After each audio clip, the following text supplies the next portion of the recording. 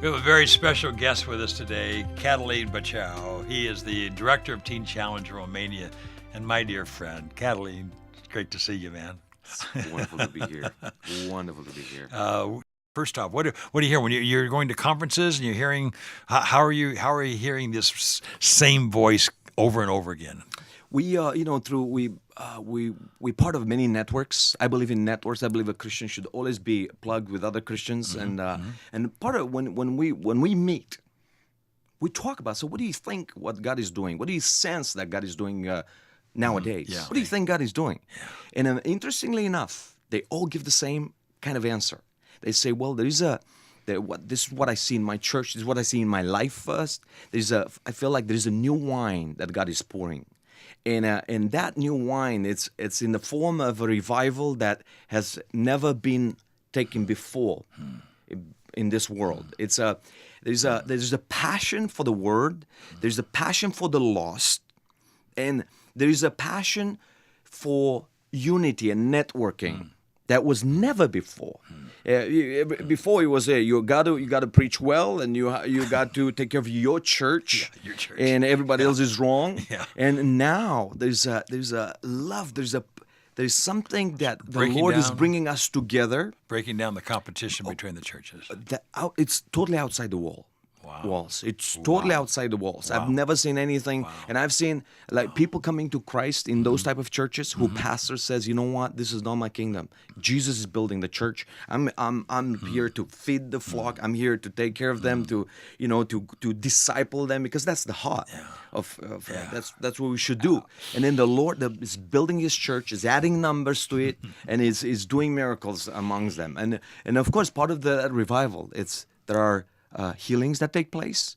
There are words of knowledge and prophecies. There are people get clarity in their life, and it's just become a living place. I mean, you go to church, you know it's not just a usual place. So there's revival going on in Romania. It is. Right now, it's amazing. Isn't that great? It's amazing what's going on. So talk about these days we live in. I mean, what do you think is going on here? I mean, you see it through different eyes than we do here, but do you sense that we might be getting in these last days? What's your thoughts? 100%, Barry. 100%. There is a speed. There is a rhythm that I see that is fastens, or I don't even find the right word for that, but there is what I see is that people are more hungry and more genuine for the word, which before it was more of a lethargy, and now they want more. They want to. They are hungry. Sometimes they ask you a question, which is amazing. I met a guy not long ago, and I asked him, "What do you think is the purpose of life?" And the guy was not Christian. And you know what he told me? He said, "I believe the purpose of life is being filled with the Holy Spirit." And I was like, "What?" We were eating. And I said, first of all, I didn't expect that answer. And I said, "Okay, This was what do you mean?" A fellow believer, or No. He was a religious person, but it had nothing to do with God, to be honest with you. I've got to know the guy. He was like very judgmental. He lived kind of a messed up life a little bit. So when I asked him this, he answered with tears in his eyes, saying that I believe that the purpose of this world we live is to be filled with the Holy Spirit and live for God. Wow. Well, I didn't expect that one.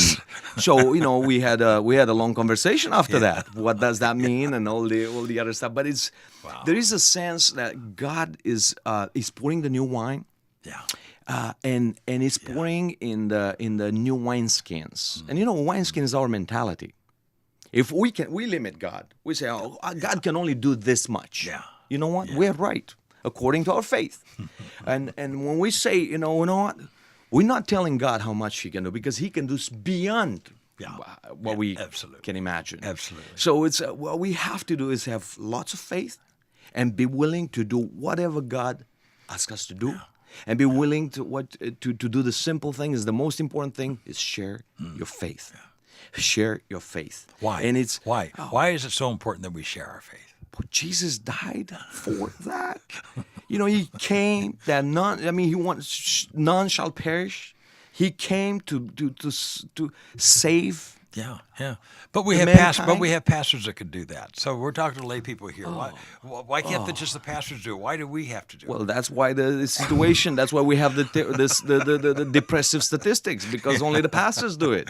That's why, and actually, they're not most of them don't even do that, because evangelism is not a priority anymore. So we become more of a club and more, But the truth of the matter is, we do. That's number one priority in a Christian is to share our faith.